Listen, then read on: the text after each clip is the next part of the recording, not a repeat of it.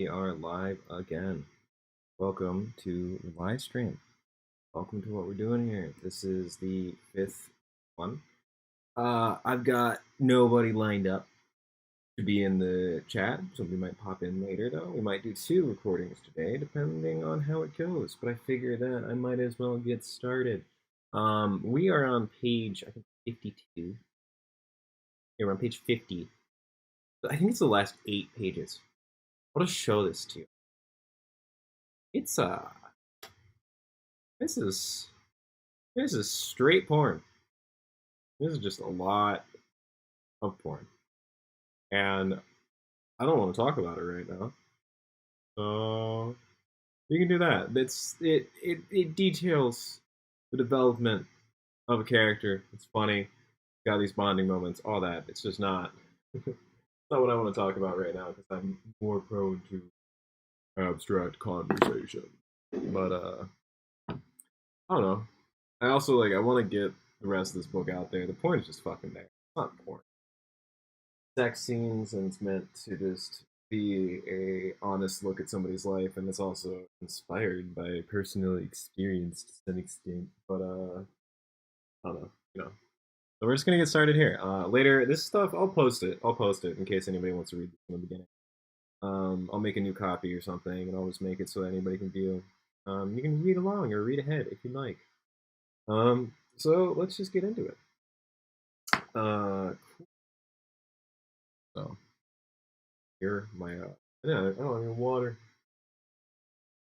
Nah, I'm bitch. Well, started this way, so I think I'm just gonna roll with it, unless it's we got a cup, so we just have to fill it. All right, so let's just go for like a page or two, and then we'll get better. So it's too hot this year. I'm getting worse, but funnier throughout my youth. Like, ooh, we've got a couple of 80-degree days coming up. Would you look at that? Not there hasn't been a dip past 10 after December. The city still dies like it does in the slower months. No one likes 40-degree days, the worst end of southwestern California. So we just have an empty city, awkwardly warm, mostly moist, draped in that fucking fog. Love it, but sometimes I do forget what the sun looks like. Weird that sometimes the sky is just open. Tension has been boring as shit, thick, and the worst? Should I should just stop going? Fuck my future at the end of the day. What are we even doing anyway? Do I need a degree? Dad had fucking money. Mom had no interest in sticking around. She was just drinking and listening to music like college. Rest back to the early days anyway, after such heights claimed. That means I'm getting money, either through her drunk skull or over her dead body. Why am I being such a bitch? I'm sitting in the same room, watching the same man, breathing the same dead air. He talks, sometimes. May does. When I went to school, we used to sing, he spoke out over his papers, grating something. We used to sing, and we used to sing with spirit, with everybody watching, and with a part of community. A real kind of guy. Now your kids are just around, just hanging out. Nothing to say. I just worked on a worksheet he gave me. A lot of ratios work. Thought of them as arcs. Got somewhere with it. He continued. Where's the passion? What's the purpose? You're in school for something. You should be getting better. You should be something. It's just a waste of money. Who even are these people? I looked up emptily at his face. Who are you gonna be? Who do you want to be? What's the point? He looked at me and shook his head. No back down. No backbone with you people anymore. Just don't take it. Children need form and support. I was thinking of sprout into something. My eyes lost focus and his voice warbled out onto nothing. The skin blurred into the walls and everything separated, everything featuring becoming blobs. A large picture, a toned beige. I thought of the auction. It was in a room built like the one that Marie's dances in, the dark English wood. Easy to talk to people there, but unsurprisingly, middle to late age dudes don't mind buying paintings from a young woman herself. What a time for them, puffing on the Anton is so busy with the whole thing nowadays. Started as a butcher shop joke, with paintings behind a glass display sold per pound, and now it was a freshly procured regular rectangular prism, all sorts of spacey. They kept a giant cleaver hung up on the wall, but refurbished from joke to artistic soiree. Now it opens at 6 as a cigar club in the front, at 8 as a gallery, and serves drinks until 2 a.m. Twice it's been voting the most desirable place to peruse art in the city, so it's been getting a pretty slice of suburban change. Proudest change. Before it was a lot of people who don't wash their hair, pop-up businesses like the guy who opened up a cafe in the corner of the butcher shop, and people selling crystals next to gluten-free granola. It always smelled of natural deodorants, petroleum, tea tree, and I don't know how to spell this word. Tea tree? Hey, no, I don't. I don't fucking know. We're leaving that. We're. I don't. I don't know. I don't know. I don't. I think it is teach. I don't fucking know. People stayed to write things or read. It was a whole little scene. Kitsch, but sweet. Now suits are the rule, and people walk with straight backs. I swear to you, that's one of the patrons. Well, I swear to you that one of the patrons walks around with a monocle. Seems totally lost up his own ass, talking behind glasses, but he's alright. Nothing offensive other than positively contributing to gentrification. Hey, we all carry our weight. His name's Henry and is a big fan of the gray vest. Another one lost all of his hair, but tries to keep his routines, driving his pickup from place to place, taking women on dates, and taking part of the local drug game. Unsure whether he's made more money off the drugs or selling houses. Alan was his name. Dumb as shit conversation. Talked like an art thief. Kept things hidden to himself, like a pipe or a drink. Shared it with a creepy smile. One of the youngest was Wolf, a man excited to practice fluency in the autistic language of internet corridors. He was an old client, buying quite a few pieces back when it was sold by the pound. The taste was exquisite, his affectation totally normal. The voice was so tradesman, even though he just worked at the junkyard selling scrap and things he could repair. Have you heard the news? He asked me, smartphone sliding into his pocket. No, I replied, cutting into a corner with him. What's the news? They're going back into Syria, he said, pulling out a smoke. Dropped a couple bombs on the government territory. Fuck, I said, getting out on my own. What a waste of money. How are those libraries in the east? All of those were burned, said, balancing from one foot to another. But that's not all. And all the money for the border just to get lost to jihadi territory. Now more of the cities and archaeological sites are exposed. It's going to get worse. How do you even vote with this stuff? I asked. Well, you vote on a side, usually. There's third party, but that's basically throwing away a vote. So there's left and right. He flicked off the ash and smiled. The left want to go into the state to colonize them on account of human rights. The right want to do so sheepishly for economic benefit, both to defend the interest of Israel. He nodded as I shook my head.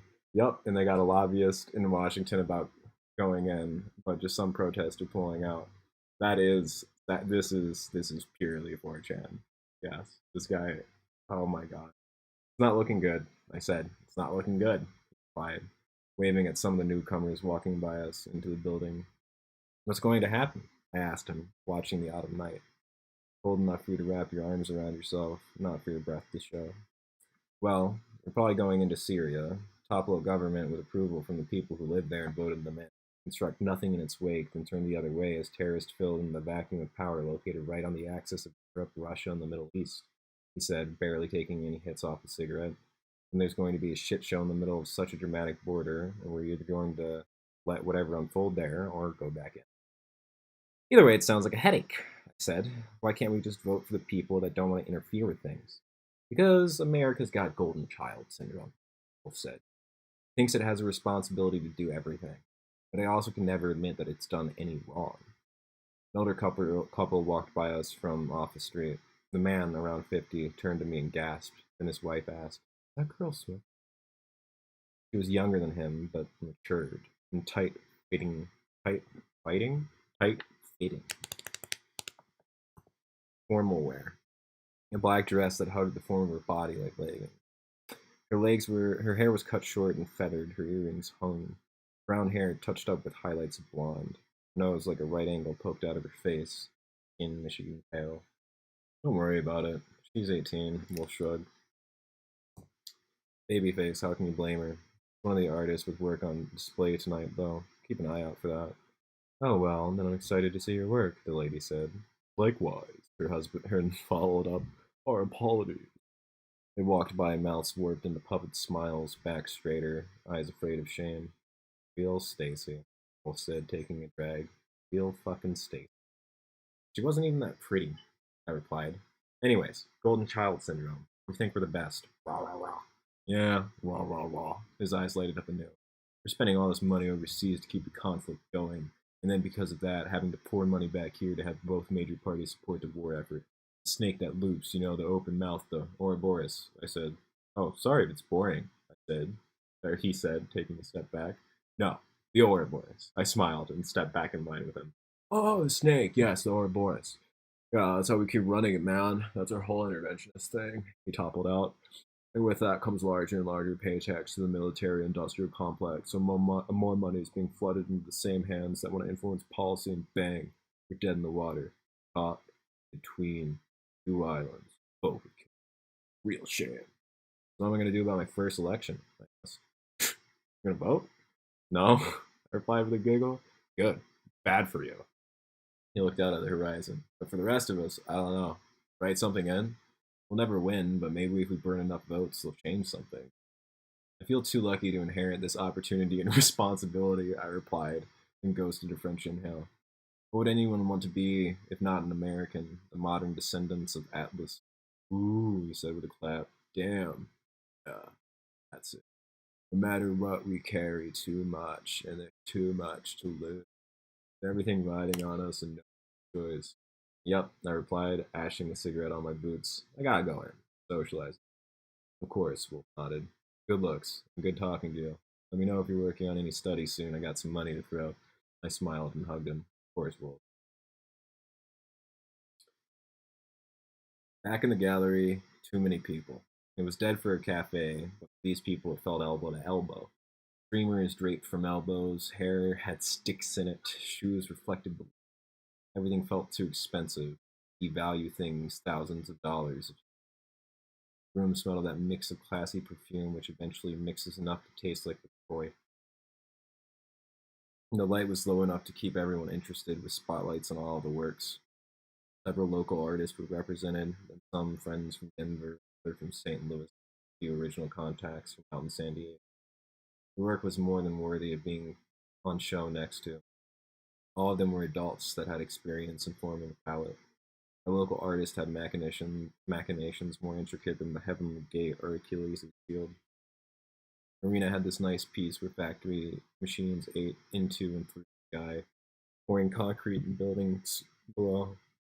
Oh my god, burpee.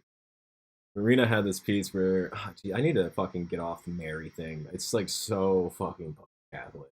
Marina had this piece where factory machines ate into and through the sky, pouring concrete and buildings below.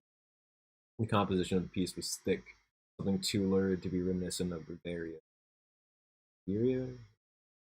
It forced the viewer to choke on a sea of blacks, reds, and purples. The onslaught of the sky. It pressed through the lungs of the machine into floaty shapes that grew for home.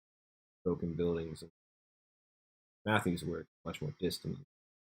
Studies of scenes, black and white portraiture, which tries to reclaim the spirits of the 20s.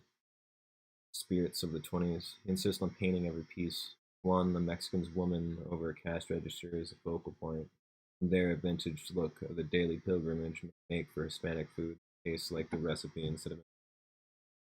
Her face is so comely. She would make a goddess blush, her eyes so full, her face too honest. Customer has obscured but true Detroit facial type. Those trapper brows.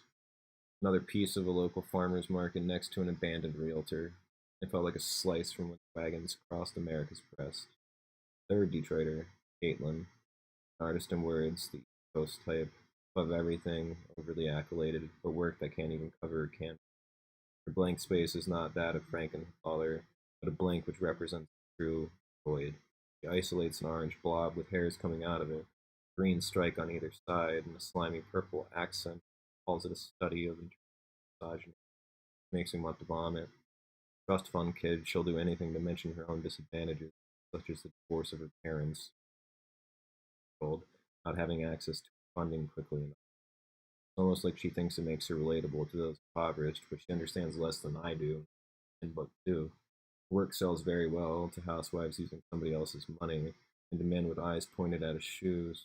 Henry, San Diegan's work, hung in the room with repose. His palate sank of the sang palate sung of the homeland, hands and beiges that spread out in beautiful cacophony, somehow avoided the khaki. Work was baked out into wonderfully cut shapes, landscapes worked into digestible masses, for Cezanne's work, rich in color and tone, simple in line work. In his work, the purple and reds of the California sunset, each each of the country from different angles. Sleeping city on the hills, watching the waters, baked over with a purple hue. Mountains and valleys far away, where the stars stay subdued, the sun burns through it, such a weight it feels. Same God the Aztec sacrifice. Final piece of just water, Pacific dangling, waves lapping around themselves as they dashed against gray and white mixed with powerfully uncertain of dark figures watching them. Walked around the main room aiding as patrons craned their neck from huddles around each other walls following the eyes were lost to their own theater, sleepwalk of the solstice, grand forms haunting the air with proclamation. Peripheral conversations that chattered, sounding like true mirth, company that couldn't stand among gratitude's promise that they haunt the city they afraid to walk to such fond places. Legends of the forms that collapse into walls soon as they meet. Every day they wake up broken from the sweating in the reality they crave so many hours. Alcohol and purchases.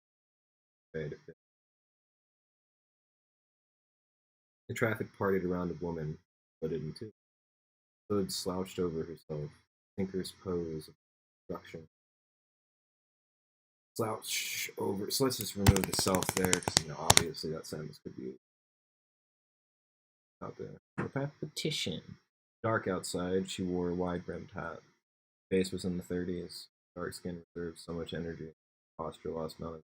How's it going? I'm alright. Replied.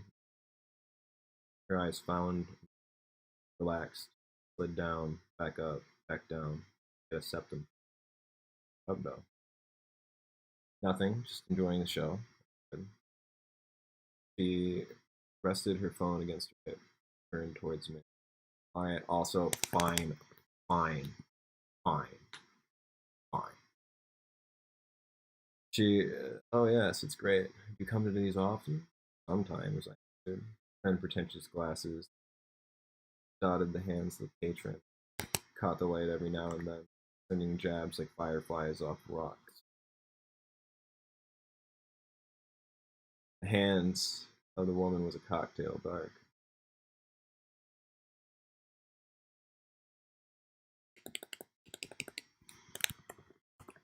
There you go. I don't care about that. That phrase just exists in that section of the book. If it's there, cool. If somebody likes it, cool. Otherwise, I'm move on. Interesting, she said, scratching her collarbone. Studying? Sure. What? She asked. Well, I love the French theory of painting. It's something that I think most schools lack, because with tradition, there's something to start with, even if you spoke looking up from my brow, feeling hot around all the soup. I dig it, she said. What's the French theory? It's hard to explain. It's hard to explain because I don't mean the academic one. The spirit of it. And she laughed, then nodded. Like they have this sort of obsession with form and understanding of aesthetics, which they neglect everywhere else. I continued as their novels, their plays, even their philosophy leaves the magic hanging in the air, the understanding to grab onto, for the viewer to fill in the blank. But in painting, oof. In painting, they become pedantic. Everything becomes naked. Things must become like lifelike and idealized, accurate.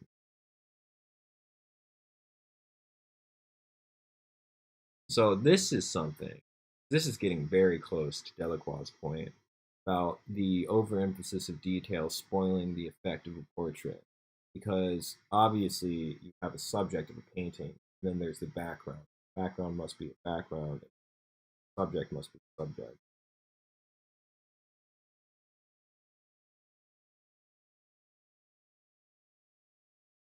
I guess that's already there.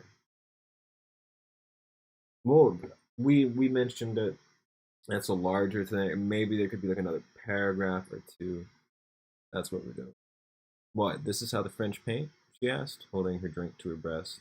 No, well, long time ago they did, like 1800s. I explained, curling my toes. Interesting. She said. Where do you study all of this? Around. I replied. What do you do? What are you here for? I flip houses. It's a good business, even if I'm selling my name. Here to see about filling those walls. Enough about that. Took another sip. I'm really just trying to understand what's being offered here. Oh, I said. Well, it's a pretty old gallery. They just try to support local artists, all that. Are any of them from here? She asked, looking at my chin. Some of them, yeah, I said. They're pretty social people for painters. Try to come out and talk about what's up. Is there a point to the display? How low are we talking? 313 or 248? She toward the wall with her eyes. Well, mostly 313. 248 here and there, but also 619, 303, and 720. We try to spread the talent. What's 619, 303, and the other one? She asked. San Diego and Denver. Huh, he said, then turned around the room. Any black artist? She asked. Yeah, I replied. Shop supports all artists. They try to work with as many people as they can. She raised an eyebrow, then crossed an arm against herself, her other hand holding her drink high. Huh, looking back at me. How old are you? 22? I replied, looking into her eyes, primal pits of sensual focus. Oh, you're a baby, I said, lightly pinching my cheek. Smart, though. Good news. Yeah, but I'm doing pretty well for my age, I offered with a shrug. Oh? She asked. Yeah, some of my work's up here. I show here, said, syllables bumping into themselves. Matt stepped in. Yeah. Oh, do you? She asked, tilting her head. Yeah, up there, in the main room, I replied, pointing to the building, into the building, tiptoes. From there I could make out the corner of one of my downtown scenes. People mover over construction. It's,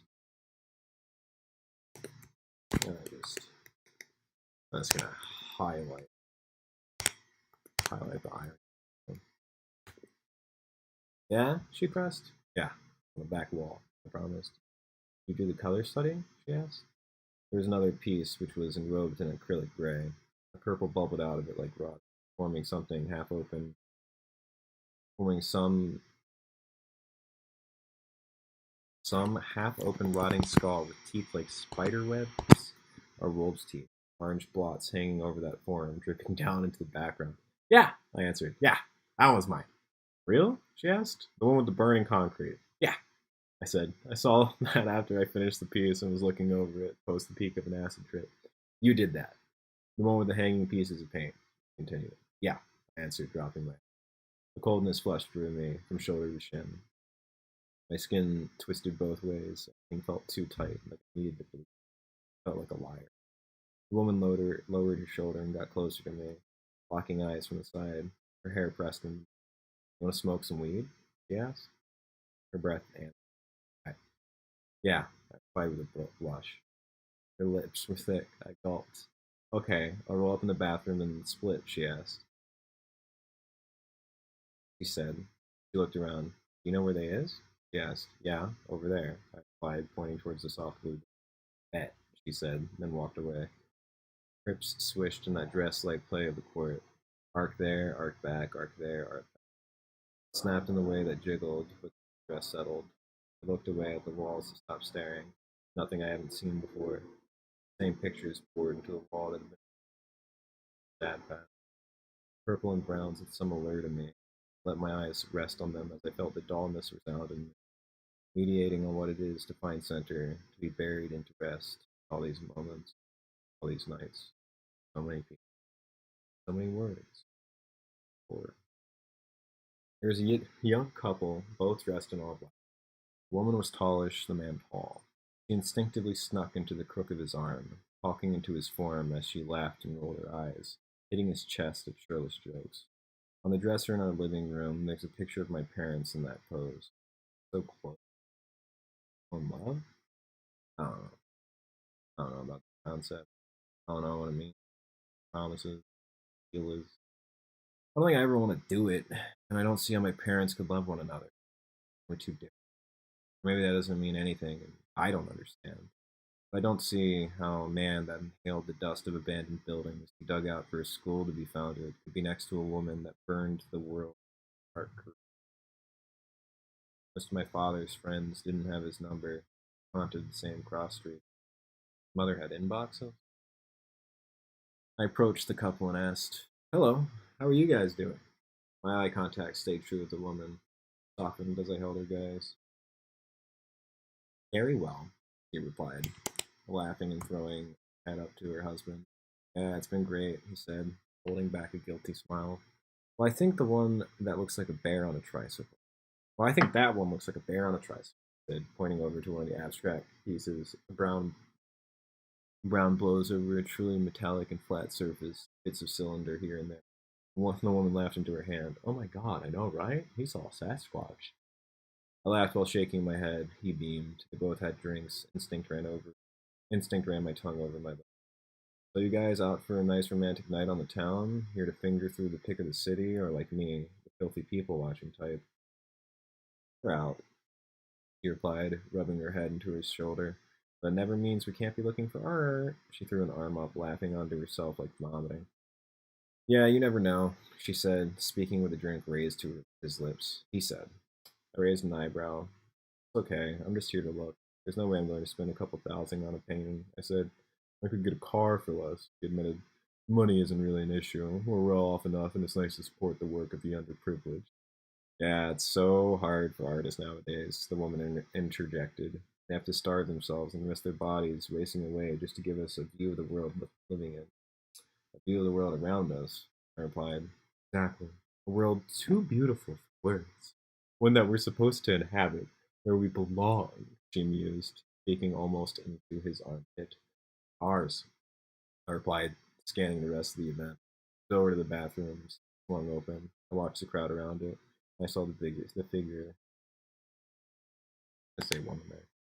"Exactly, exactly," the woman in the couple responded, hitting in the man's chest. "Well, it's great meeting you guys, but I got a jet," I said, then turned away. "Oh, great to meet you. What did you say your name was?" she asked after I had already begun to walk away. So her words just chased me, past me. The crowd that I had split through was walking so slowly, like dodging something in a metro built on tar pits. Eventually, I danced my way to the woman with curly hair, who was passing over the rest of the event with her eyelids peeled, her nose scrunched, mouth slightly open. She recognized me, her entire face neutralized, and her eyes deepened. "Ready to go?" she asked, patting her fur. "Yeah, sure, yeah, let's go." Fine. Took the lead and took us out of the butcher shop, away from the coats, into the freezing Detroit night. The spare skin of her leg under her dress exposed.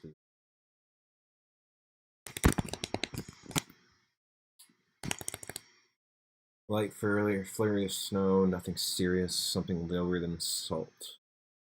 Her car was a few blocks away, a few diagonal crossings of empty intersection. "Here it is," she said, taking her keys and beeping a white SUV, boxy and designer. "Oh," I replied, jumping up to the curb to get around onto the other side of the car. Opened the door real slow to make sure I didn't catch the concrete. Once I was in, I breathed into my hands, still able to see my breath.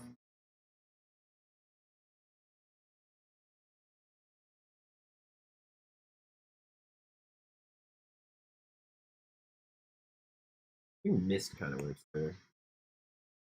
Turned on the car and started fumbling through the purse. "Oh, it'll warm up. Don't worry." Got a blunt and plus this.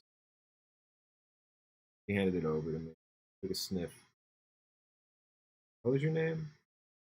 "Joan." I passed it back. "Yours?" "Moody." Hell of a blunt, I said. Thick as my finger. Laughed with the blunt in your mouth. Yeah, just about, huh? Replied, and lit the blunt. The French inhale, she took her first hit, savoring it as it burned, her eyes fluttering. Passed it to me, said, yeah, that'll burn real good. That'll do it. Checked the mirrors and gripped the steering wheel with both hands. Smoke from that blunt burned into my mouth like flames in the walls of a chimney. I dragged out my entire mouth at first, pulling all the water out. And my lungs leapt up and my head got light. My eyes unfocused a little bit, and my mouth just watered, coating my mouth again. With one puff, I feel like I had lived an entire day, exhausted and refreshed at the same time. He pulled out and emerged onto the street. We drove by a few businesses, then entered the middle zone of inhabited properties and abandoned ones. I passed the blunt back and ran a hand through my hair. So where are you from? She asked, connecting to her car speakers. Here, I replied, staring up at an empty sky that hung over the city.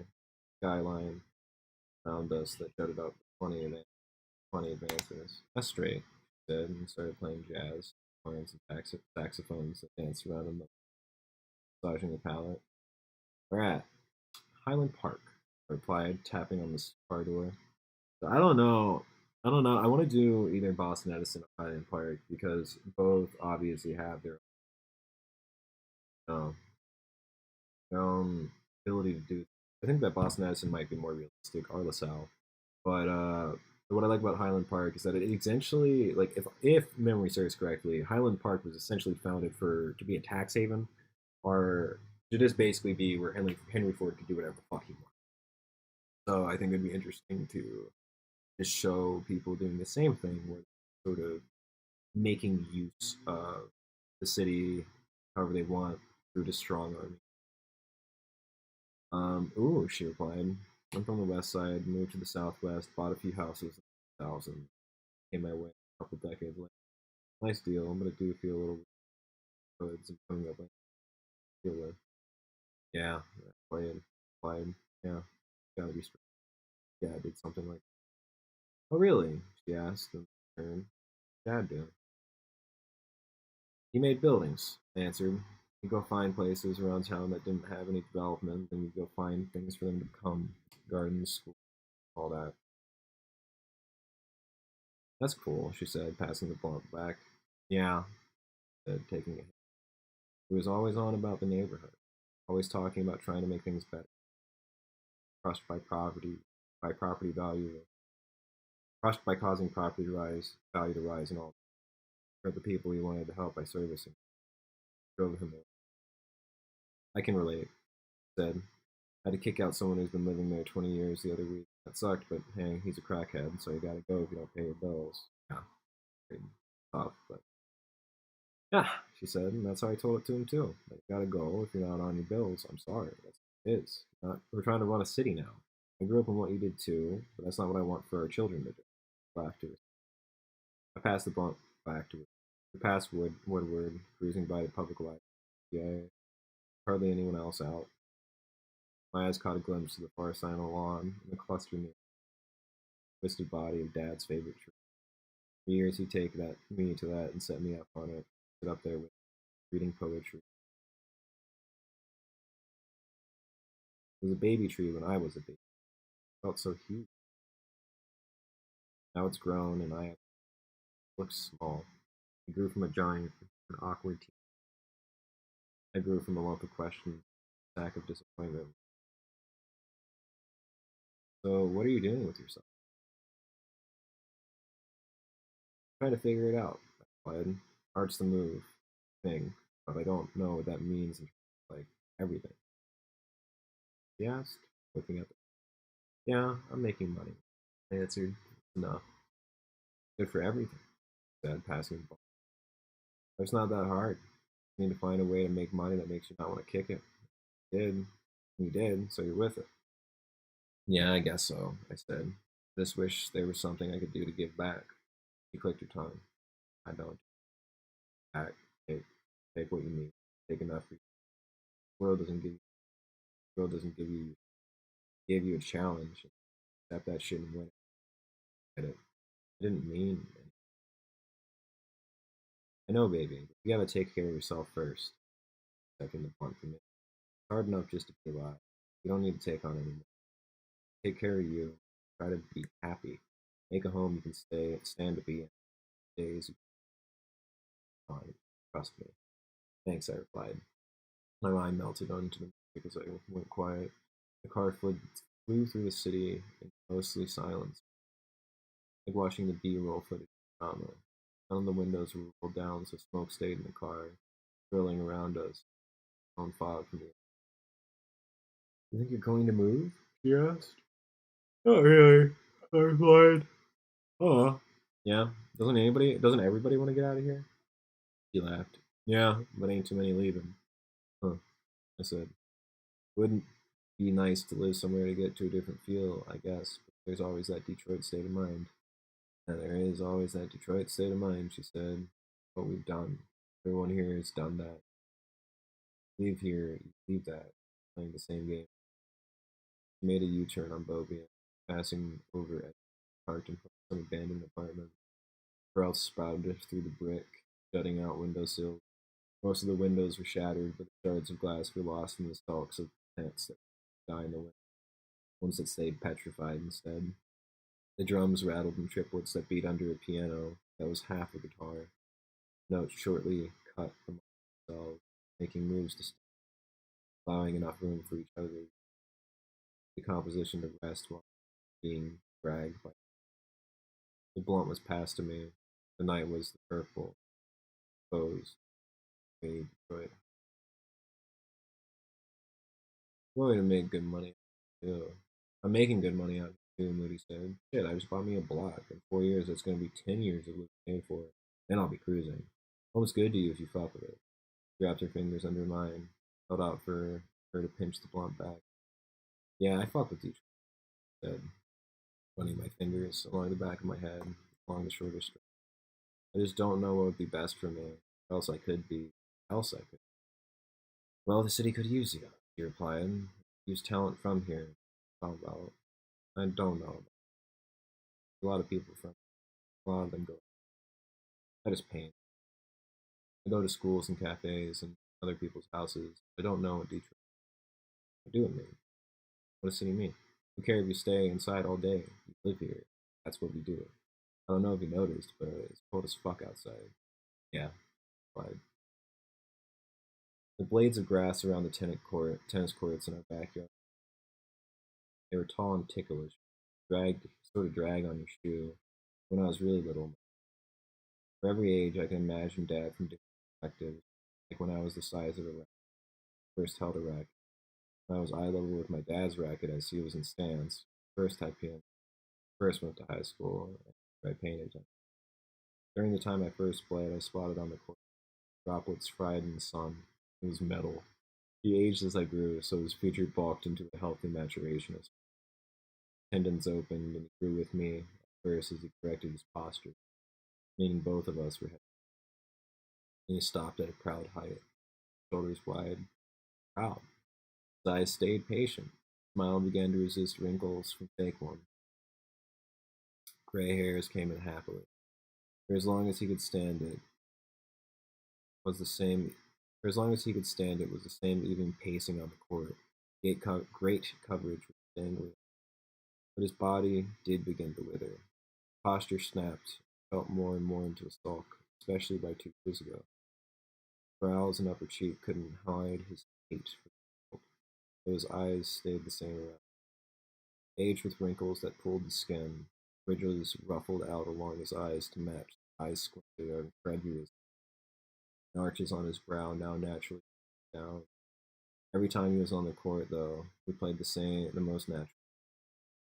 We hit the ball back and forth for hours, talking about whatever we did once as I was grown enough to. Mostly points were scored by distracting the other with an interesting enough topic. It was easy to trip him up with questions about literature. What is the role of family? To also ask you. Why? Is great painting able to capture great literature? You see the stories, or are they meant to be invisible? I'd get lost in art, and we both get lost when we started asking questions about physics. Then it was Mom on the court, trying to talk and lose breath, making you dive for hits because of sloppy play. She knew what that did. didn't mean to make you trip, like I said. I just meant that, like, you're gonna live no matter where you are, and you're gonna figure out life no matter. Why not just do that now? Why not here? You already belong here. It's a place for you to be. Sure. I'm with it, I replied. Scared of living. What do you mean? Yes. It can be a lot. It is a lot. I don't know who I want to be or what I want to be doing, or if it'll be a good thing, or if I can be a good, or if I can have anything, or if it's better to not do that and allow other people to speak up.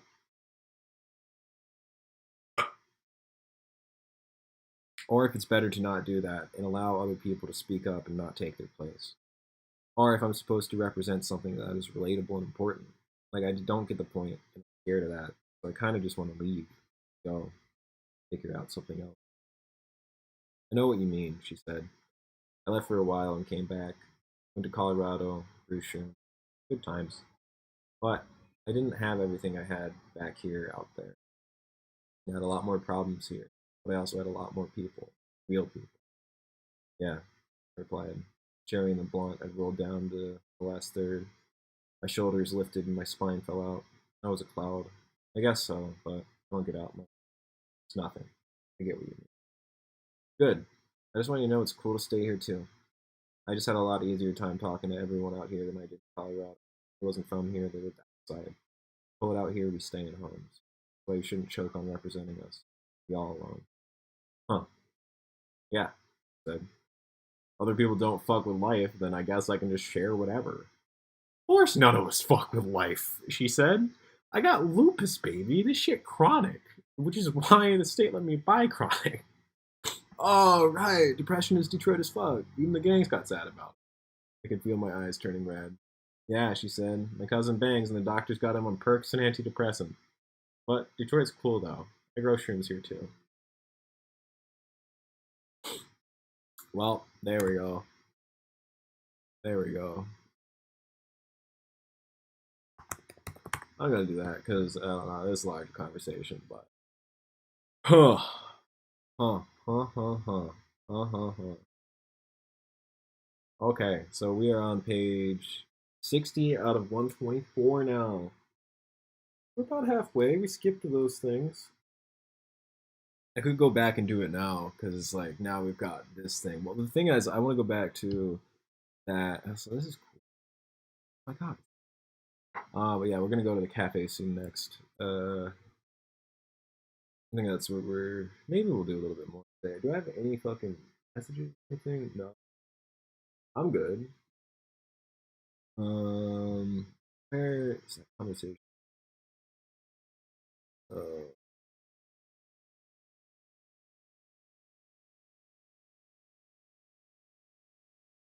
oh,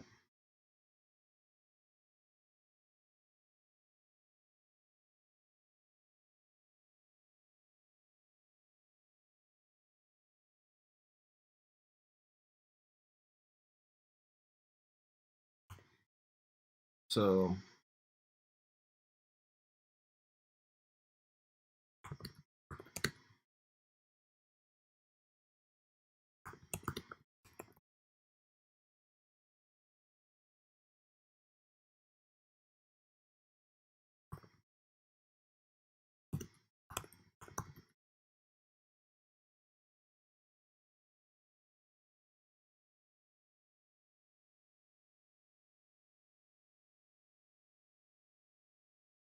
looking for a word.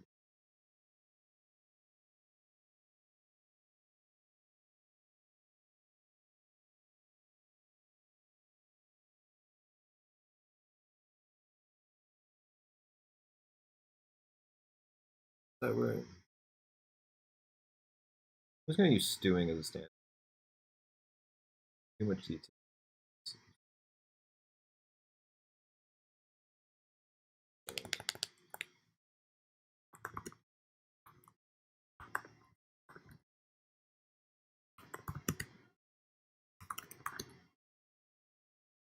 Cover.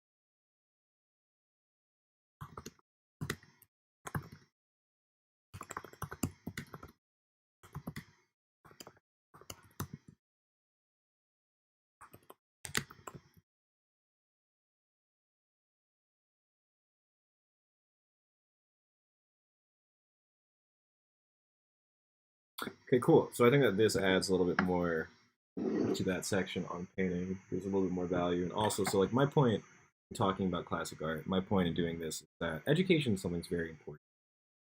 Um, I think that our obviously our education system has problems, and obviously there's a lot of criticism that deserves. But ultimately, I think that the best way to get educated is to have your own personal interactions with the art. So the way that I got into Delacroix was writing this book because I knew that I wanted to write about it because I mean, it's a labor of love. Painters, close people in my life, or visual artist. So this was meant to be a portrait that appreciated them. And to do that, I wanted to see how painters wrote in their voice. So I went to Delacroix. I mean, I found him literally because of that, where it's like, this is the eternal artist. And then, I mean, after reading it for years, it's like, yeah, dude, I learned, like, this is. So we can just read what I added. So, painting, they become gigantic. Everything becomes naked. Things must be, like, lifelike and idealized, accurate and moving. Too much detail. Too much detail muddles a piece. Keeps divinity from shining, from villains from stewing. And villains from stewing. Figure first, always, and add in the background. A proper composition in figures will lead to a natural unfolding of the background. Imagine if cameras didn't have focus. Be caught thinking the pores of a model are as important as the form of the model. In a way, painting is the original and poetic Photoshop, Delacroix said. So I think that that does keep it modern in it.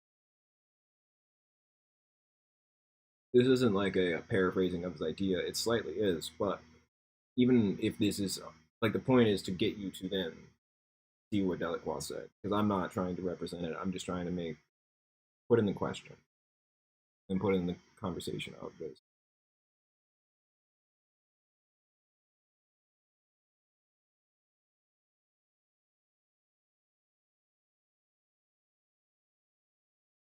I think the background conversation's already there because I mean I could put furniture in there, but I think it would ruin it.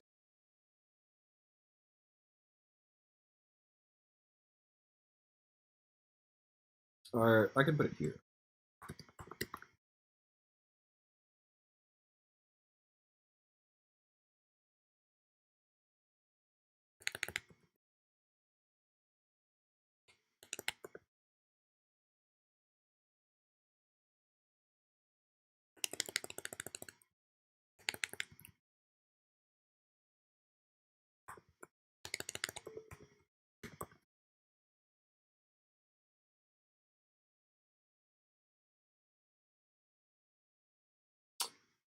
I have to look up that word, huh?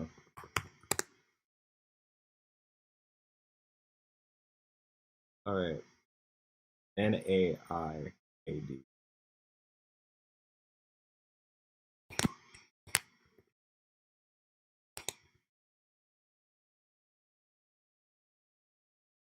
think that does it.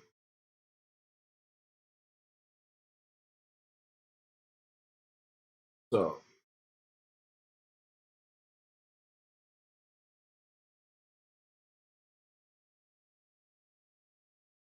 well, I love the French theory of painting. It's something that I think most schools lack because with tradition, there's something to start with. Woke up looking up from under my brow, feeling hot all around my body. Hmm, dig it, she said. What's the French theory? It's hard to explain because I don't mean the academic one, but the spirit of it. She laughed. Like they have this sort of obsession with form and understanding of aesthetics. They neglect every. They continued as their novels, their plays, even philosophy leave them that thing or understanding to grab onto. Viewer to fill in the blank. But in painting, painting, they become pedantic. It becomes naked. Things must be lifelike and idealized, accurate. Too much detail muddles keeps divinity from shining, villains from doing. Figure first, always, then add in the background. Proper composition figures will lead a natural unfolding of the background. Imagine if cameras didn't have focus. We'd be caught thinking the pores of models are as important as the form of the model. forms of that the room carries the same weight, losing the knife river in the river. Does this work in Google Docs? No.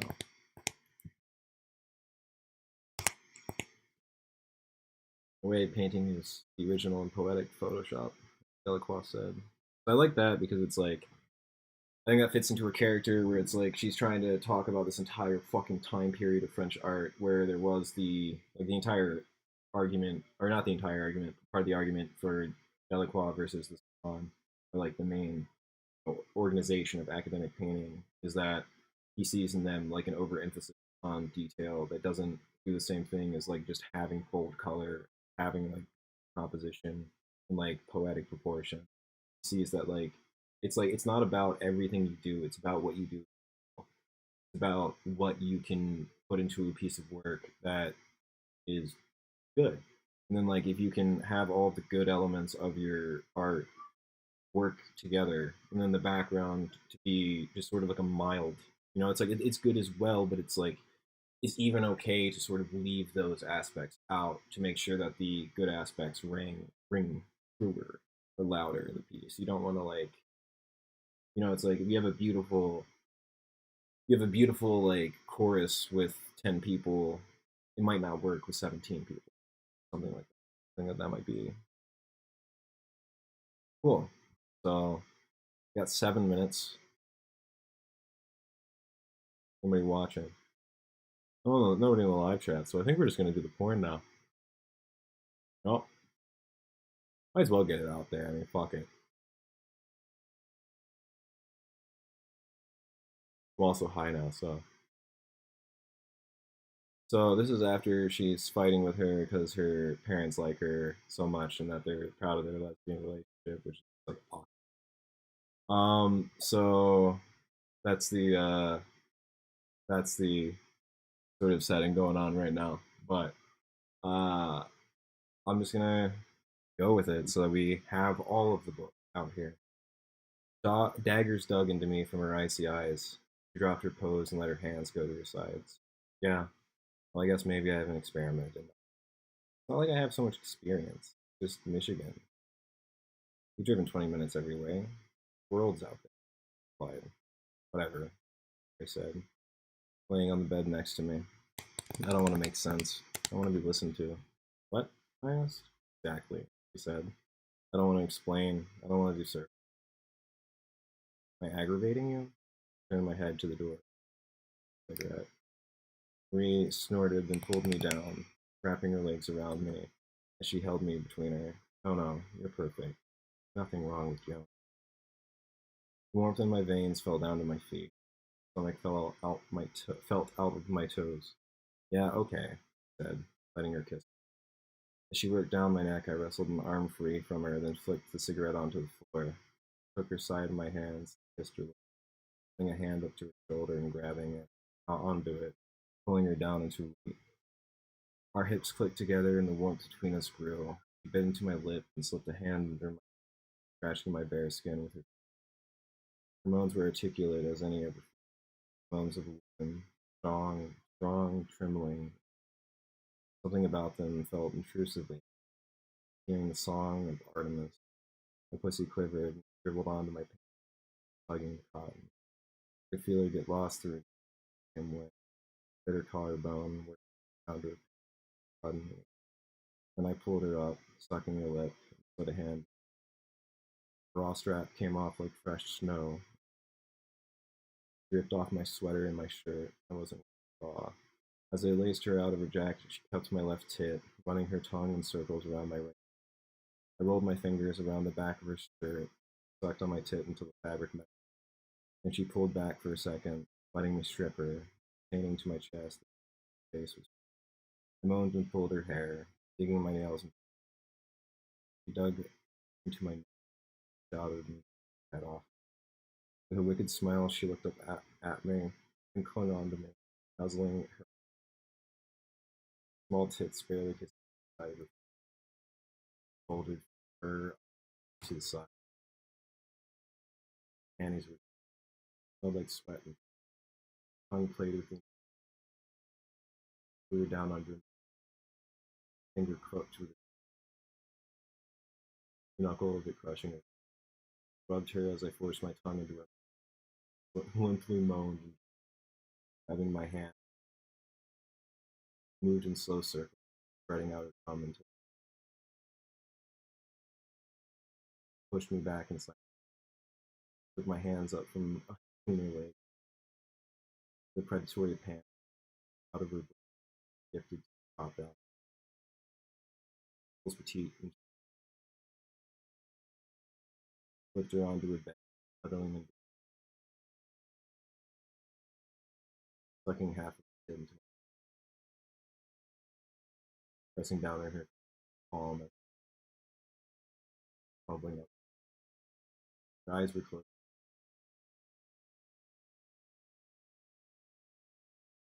unable to break my puffed with her mouth, came quieter.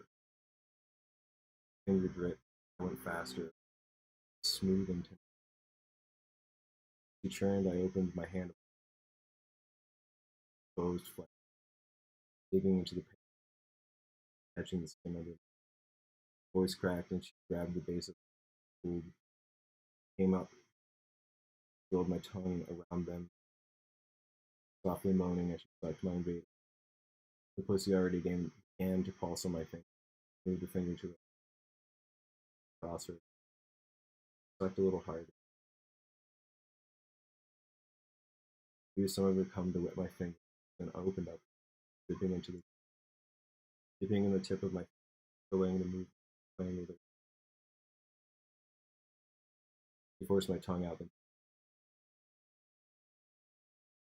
Her legs started to shake as the moan names became heavy, and she started to roll her hips, retreating from my fingers, hearing her on them. Joan, Joan, Joan. Her pussy quivered like a string instrument. Her finger felt it. Her asshole, I could feel her push balls, and eyes rolled to the bottom. Closed my head down to her chest, and my fingers were soft. No little tea kettle soft, breath dripping onto my hair as she slowed down and her still she closed down onto my losing as she was. Then she closed her eyes and ran her fingers through half past both tightening on me every now and then as her abdomen. Smelled her as I laid with my face against her chest, arm under her, other hand holding. For a moment, all mine, occupied.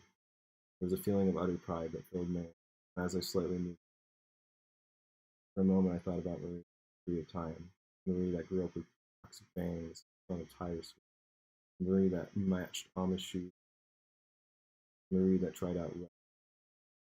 Thought about how happy to see her at every point, and how much I'd love to take care of her.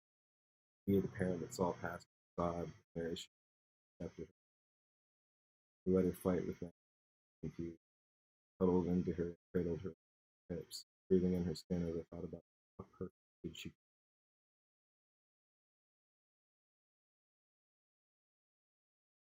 So,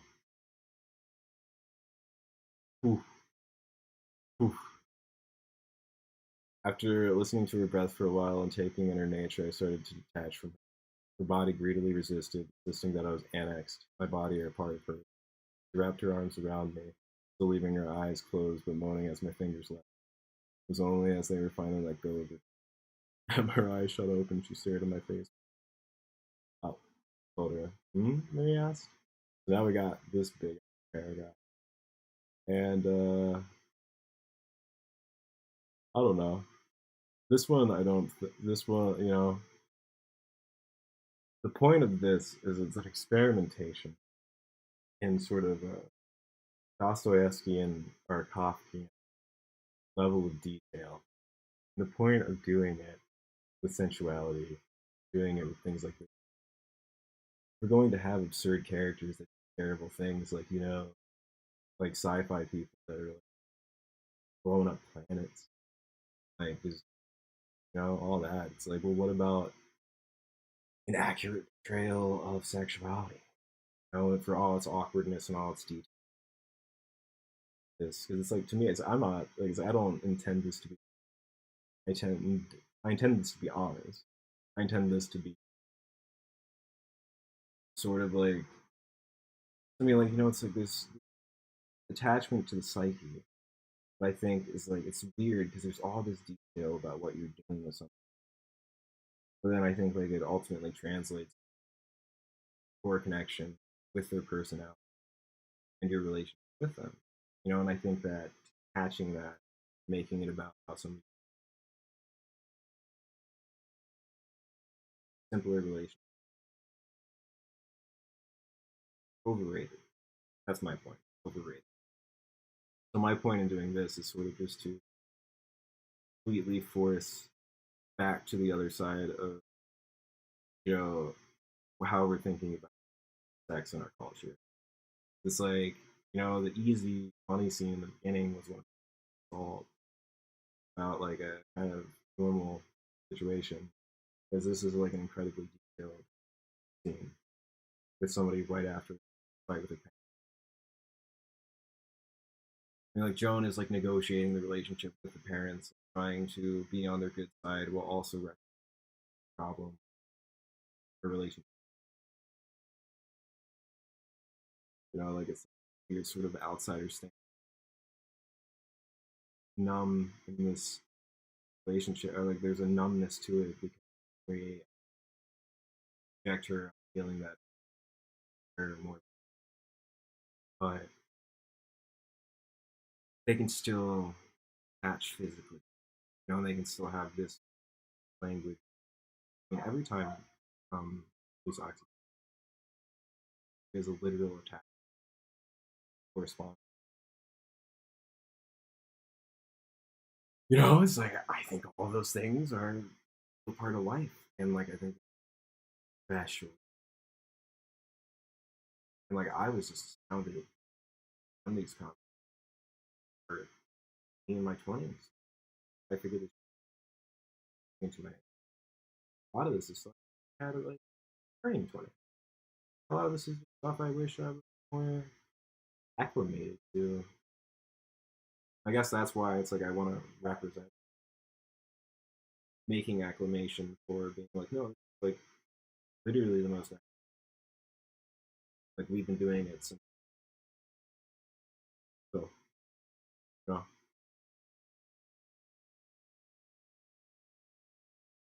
But I'm kind of tired now. I don't know if I really want to get into this. It's been on the screen for a long time. And a lot of this is just sex. That's sex.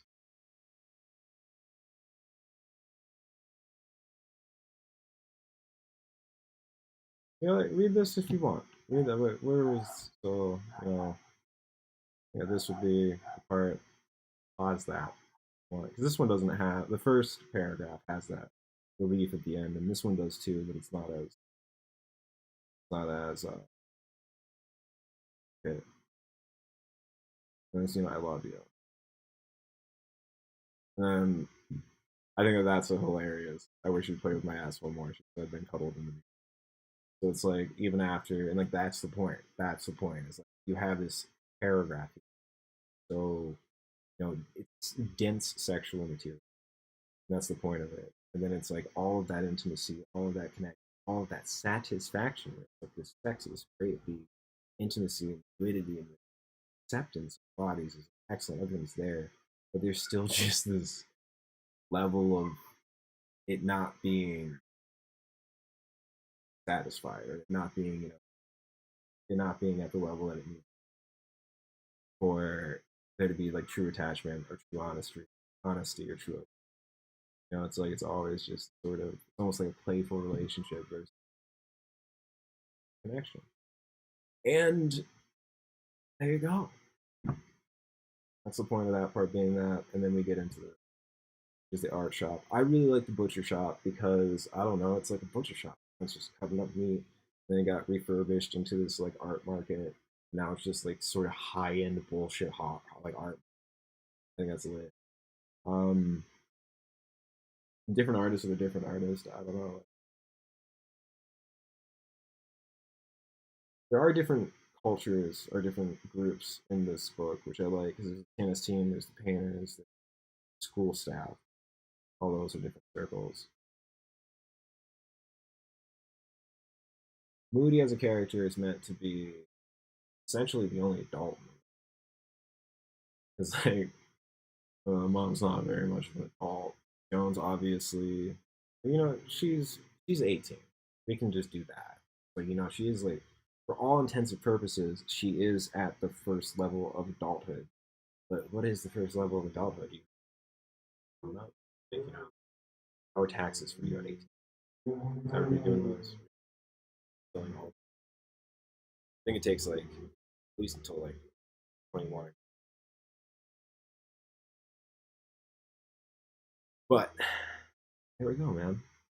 So that was that. We're on page 60 now, 125, because I added that fucking part and I guess that punched it down one. We're gonna wrap it there. Thanks for checking in, hanging out.